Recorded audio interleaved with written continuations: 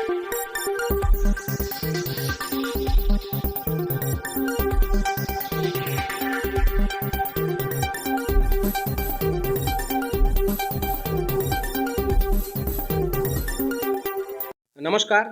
मैं प्रकाश गुप्ता छत्तीसगढ़ न्यूज इरादा सच से आगे और मेरे यूट्यूब चैनल छत्तीसगढ़ न्यूज इरादा सच से आगे में मेरे दर्शकों का हार्दिक अभिनंदन स्वागत करता हूं।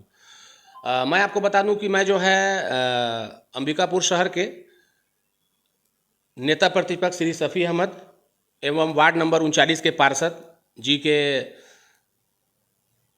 ऑफिस में मौजूद हूं, समलाया मंदिर के बगल में। पहले तो आपका हमारे चैनल छत्तीसगढ़ न्यूज इरादा सच से आगे में स्वागत है। बहुत बहुत धन्यवाद भैया। जैसा कि आप वार्ड पार्षद के साथ साथ नगर निगम के नेता प्रतिपक्ष भी हैं, जैसा कि नगर निगम की बात की जाए तो सबसे पहले हम सड़कों पे आएंगे। पहला हमारा सवाल आपसे सड़कों को लेकर रहेगा। जो अभी बद से बदतर सड़क है, आए दिन जो है राहगीर गिर रहे हैं, कई ई रिक्शा गिर जा रहे हैं, कई लोग चोटिल हो जा रहे हैं। तो इस संबंध में आप नेता प्रतिपक्ष हैं, इसके बारे में आप बताएंगे। अंबिकापुर शहर में जो सड़कों की स्थिति है काफ़ी चिंताजनक है और इस संबंध में सबसे ज़्यादा जो चिंता हो रही है इसमें कि कई विरोध के बावजूद भी निगम में बैठी हुई सरकार, भारतीय जनता पार्टी की सरकार, उसमें कोई गंभीरता से कोई कार्रवाई ऐसी नहीं दिखाई दे रही है जो आम जनता को राहत पहुंचाने का काम हो। चूँकि अंबिकापुर शहर में मैं ये मानता हूँ कि अगर डामरीकरण का काम होना है जो वर्षा ऋतु में नहीं हो सकता, ये सभी जानते हैं, हम लोग भी जानते हैं, लेकिन उससे पहले जो पैच रिपेयर की बात होती है, गड्ढों को भरने की बात होती है, उसमें हवाला ये दिया जाता है कि इसके लिए अलग से कोई मद नहीं है। और इस बारे में भी अपन कई बार सुझाव दे चुके कि आश्रय शुल्क का 2 करोड़ रुपया नगर निगम में पैसा जमा है, उस पैसे से भी जो झुग्गी झोपड़ी या जो जहाँ पे बसाहट बीपीएल परिवारों की होती है, वहाँ पे इसको अपन कर सकते हैं। साथ ही विधायक मद, सांसद मद, महापौर निधि से भी सड़कों का जो पैच रिपेयरिंग का काम है या गड्ढे भरने का जो काम है वो किया जा सकता है। और उसमें अगर लापरवाही दिखाई दे रही है, उसमें किसी प्रकार की रुचि सत्ता पक्ष का दिखाई नहीं देना, ये लगता है कि जैसे आम जनता की कोई परवाह या चिंता नहीं है। तो आप नेता प्रतिपक्ष हैं तो आपको तो ये पता ही होगा कि राशि जो है जो अभी आई है सरकार के द्वारा, कितनी राशि आई है और मतलब क्या वो सरगुजा के लिए मतलब ठीक है? सरगुजा की बात तो नहीं, अंबिकापुर नगर निगम की बात हम लोग कर रहे हैं। जी जी। और अंबिकापुर नगर निगम में डामरीकरण में लगभग 32 करोड़ रुपए खर्च होना है जी। मुख्यमंत्री विष्णु देव साय जी के माध्यम से भी उनके द्वारा कला केंद्र मैदान में दिसंबर 2024 में घोषणा भी किया गया था। उनके द्वारा ये घोषणा था कि नगर निगम अंबिकापुर को हम डामरीकरण के लिए 20 करोड़ रुपए की राशि उपलब्ध कराएंगे। और 20 करोड़ रुपए की राशि उनके माध्यम से कहाँ जाना डामरीकरण के लिए, और उसमें 7 करोड़ रुपए की राशि आज दिनांक तक नगर निगम अंबिकापुर को प्राप्त हुई है। और 7 करोड़ में काम हो ही नहीं सकता। अंबिकापुर नगर निगम की सड़कों का जो स्थिति अभी है वर्तमान में, लगभग 32 करोड़ रुपए खर्च होना है और 7 करोड़ का टेंडर हुआ है। 25 करोड़ की सड़कों के लिए जो पैसे की व्यवस्था है, आज ट्रिपल इंजन की सरकार है भारतीय जनता पार्टी, देश में भी है, प्रदेश में भी है और नगर निगम अंबिकापुर में भी है।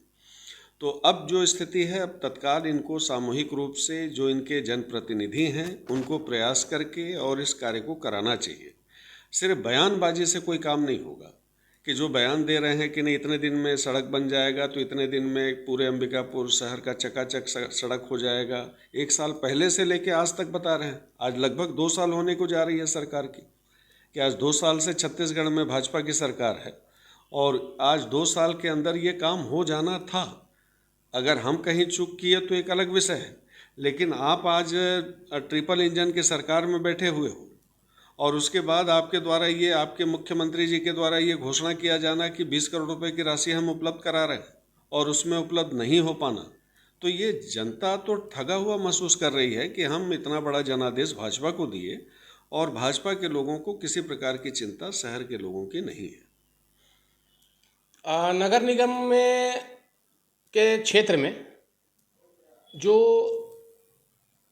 विद्युत व्यवस्था है, जैसे कि जो ट्रांसफार्मरें लगी हुई हैं, अगर देखा जाए तो लगभग लगभग बहुत सारी जो है वो मतलब खुली अवस्था में पड़ी हुई हैं, जिससे लगातार खतरा रहता है। और कुछ दिन पहले एक आपने सुना भी होगा कि राजमोहनी भवन के पास भी कुछ शॉर्ट सर्किट से वो हुआ था। तो उसके लिए नगर निगम और नगर निगम का जो कामकाज है वो अलग अलग है।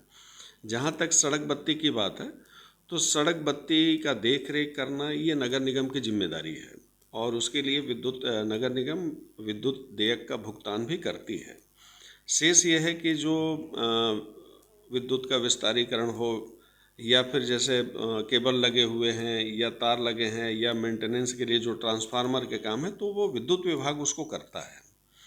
विद्युत विभाग को इस कार्य को बहुत गंभीरता से करने की आवश्यकता है। आज अपन पूरे प्रदेश में देख रहे हैं कि बिजली के दर में लगातार वृद्धि करने का काम सरकार कर रही है। जो कांग्रेस की सरकार में 50% की छूट थी, उस छूट को भी भारतीय जनता पार्टी के द्वारा इस महीने ख़त्म कर दी है। और मेंटेनेंस के नाम पे जो हम लोग देख रहे हैं कि उसमें किसी प्रकार की रुचि विष्णुदेव जी साय जी की सरकार में दिखाई नहीं दे रहा है, जो इसमें भी ये लगता है कि एकदम अलमस्त है कि हम लोग जैसा भी करेंगे जनता तो हमको वोट देगी ही, ईवीएम हमारा है ही है। और जो आवारा मवेशी घूम रहे हैं, आवारा जो कुत्ते डॉग जो हैं वो घूम रहे हैं, कई लोग को आए दिन घटनाएं उनसे भी होती हैं। उसके लिए जो है अभी तक कोई पहल जो है नहीं की जा रही है। उसके लिए आप क्या बताना चाहेंगे, बताइएगा। उसमें नगर निगम में जो एक जिम्मेदारी है कि सड़कों में मवेशियों का जो जमावड़ा लगा हुआ है, जमावड़ा ही कहा जाएगा, कि हर सड़कों में ये दिखाई दे रही है, और आए दिन इसमें दुर्घटना भी काफ़ी बड़े पैमाने पे हो रहे हैं। साथ ही मवेशियों की भी जानें जा रही हैं कि आप अंबिकापुर से लेकर रायपुर तक जब जाइएगा 4 व्हीलर से, तो 10 मवेशियों को दुर्घटनाग्रस्त अवस्था में आप देखेंगे, मृत्यु की अवस्था में देखेंगे। अंबिकापुर शहर की भी जो स्थिति है काफ़ी गंभीर है। और वैसे में हम लोगों की सरकार थी, कांग्रेस की सरकार थी, उस समय छेका बेड़ा का एक योजना बनाई गई थी सरकार के माध्यम से, और इस योजना के अंतर्गत जो मवेशी हैं उनको एक गौठान में ले जाके रखना, उनके लिए व्यवस्था बनाना, इस काम को निगम हर निकाय के माध्यम से पूरे प्रदेश भर में किया जा रहा था, छेका बेड़ा के माध्यम से। इस योजना को सरकार के माध्यम से, विष्णुदेव साय जी की सरकार के माध्यम से बंद कर दिया गया। मेरा सुझाव इसमें, कई बार मैं इस बात को बोल चुका हूँ कि अगर आपको इसको बंद करना है तो किसी अच्छी योजना की शुरुआत करिए जिससे लोगों को राहत मिले। कांग्रेस की योजना है सिर्फ इस नाम पे बंद करना, ये कहीं से वाजिब या उचित नहीं प्रतीत होता है। और एक सवाल और करूंगा मैं आपसे, जैसा कि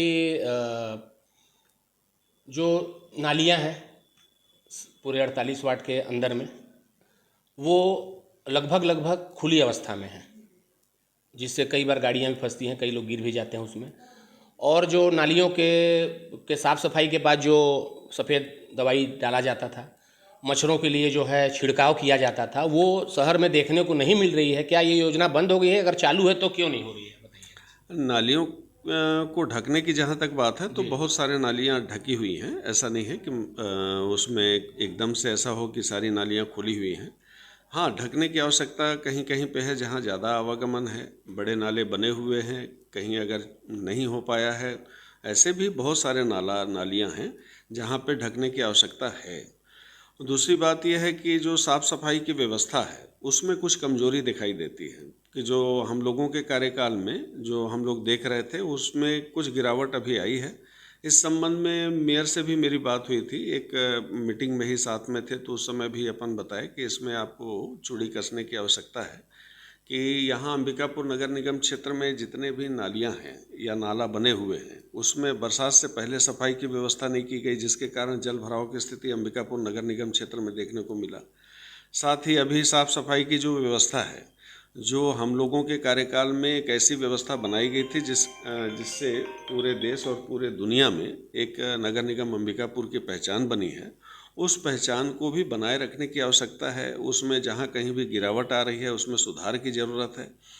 तो आने वाले समय में मैं ये मानता हूँ कि कुछ सुधार होगा। इस उम्मीद पे हैं, और अगर सुधार नहीं होता है तो उसके लिए हम लोग भी पहल और मजबूती से करेंगे, चाहे उसके लिए विरोध करना पड़े। और कुछ दिन पहले आप लोग का जो टेंडर निरस्त हुआ था उसके लिए आप प्रेस कॉन्फ्रेंस भी किए थे, उसमें क्या हुआ बताइएगा। नगर निगम अंबिकापुर में जो टेंडर आयोजित किए गए थे और बेवजह टेंडर किसी वाजिब कारण के निरस्त कर दिए गए थे, जिसका कांग्रेस पार्टी विरोध की है और आज भी हम विरोध कर रहे हैं कि आज जो कांग्रेस पार्टी ने ये कहा है कि भाई आप कारण बताओ कि किन कारणों से आपके द्वारा टेंडर निरस्त किया गया, जिसमें महापौर जी के द्वारा दूसरे दिन जवाब दिया गया। जो जवाब उनके एमआईसी मेंबर का जवाब अलग था, मेयर का जवाब अलग था, तो उसमें भी कोई ऐसा संतोषजनक जवाब या उत्तर नहीं मिल पाया। और आज लाखों रुपए हमारे जो ठेकेदार अंबिकापुर शहर के हैं, उनका पैसा इस टेंडर आपकी गलती के कारण लाखों रुपए उनका डूब रहा है, जो काफ़ी ये जो विषय है ये इस बात को दर्शाता है कि आपके पास कोई ऐसा आधार नहीं था जिसके कारण आपको टेंडर कैंसिल करना पड़े। शेष भारतीय जनता पार्टी के दबाव में, उनके कार्यकर्ताओं के दबाव में काम बांटने के लिए कि अपने लोगों को आपको काम दिलाना है, सिर्फ इस नाम पे इस तरीके की व्यवस्था बनाई गई, जिसके कारण अंबिकापुर शहर में जो विकास के कार्य हैं उसमें भी विलम्ब हो रहा है। एक अंतिम सवाल और करूंगा आपसे मैं, कि अभी जब नगर निगम में मंजूषा भगत जो प्रथम महिला महापौर जो नियुक्त की गई, उन्होंने जो है वहाँ नगर निगम में जाने से पहले एक बयान दिया था कि गंगा जल से मैं शुद्ध करवाऊंगी। उसके बाद आप लोगों ने जो है उसका विरोध भी किया और काली पट्टी लगाकर भी बैठक में जाते हैं, उसके बारे में बताइए। ये चैप्टर समाप्त हो चुका है। हाँ, ये चैप्टर समाप्त हो चुका है, चूँकि वो अब आप लोग काली पट्टी लगा के सामान्य सभा की बैठक में मेयर के द्वारा ये कहा गया कि मेरे से चूक हुई है जी। और उस नाम पे हम लोग वहाँ पे इस विरोध को समाप्त कर दिए थे। लेकिन ये भी आग्रह उनसे किए हैं कि इस तरीके का कोई भी जवाब जो पूरे शहर को आहत करने वाला आपका बयान हो, इस बयान ऐसे इसकी पुनरावृत्ति नहीं होनी चाहिए। तो आपने देखा कि हमारे साथ जो है नेता प्रतिपक्ष श्री शफी अहमद जी जुड़े हुए थे, जिन्होंने हमारे सवाल का जवाब दिया। अब मैं इनका ज़्यादा वक्त ना लेते हुए अपनी वाणी को विराम करता हूँ। जय हिंद, जय भारत, जय छत्तीसगढ़।